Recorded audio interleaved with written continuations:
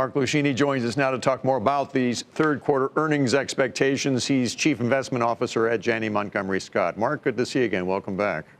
Thank you, Bill. Certainly no shortage of things to talk about as we look at what is traditionally the most volatile month of the year for Wall Street. But what's your outlook? I mean, Bob says flattish earnings are coming our way. What do you think? Well, we know typically that companies tend to guide a little bit lower, and then the beat ratio typically comes in around 75%, plus or minus a few percentage points around that, which generally means that over the course of the earnings season, earnings tend to trend higher than what initial estimates are guesstimating. And right now, that negative 3% level looks pretty daunting, but should it be overcome and flatten out, I think investors are going to start to look toward fourth quarter in 2020 earnings estimates, and so much of that is going to be predicated upon conditions globally, both as it relates to trade as well as growth.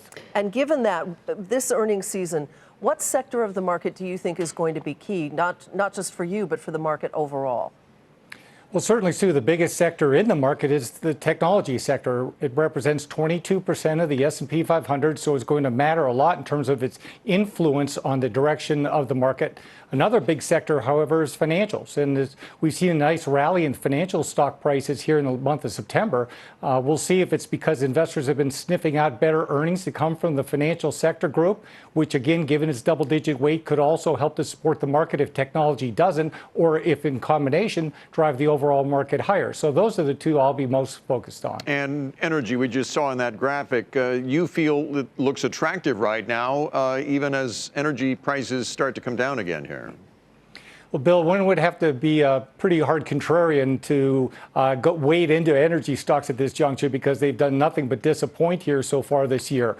But that said, from a valuation perspective, there's two standard deviations below the relative return against the S&P 500 so far this year. And so that would suggest to us perhaps they are bombed out sufficiently as to warrant some attention, particularly if investors become more confident that perhaps elevated energy prices or a geopolitical risk premium as a consequence of the attack on the Saudi Arabian facility could lead to even higher prices in the near future. So, Mark, how much of what you've just laid out for us do you think is already in the market? Because there still is a lot of headline risk, as Bill mentioned earlier, in the market. Do earnings trump that or not?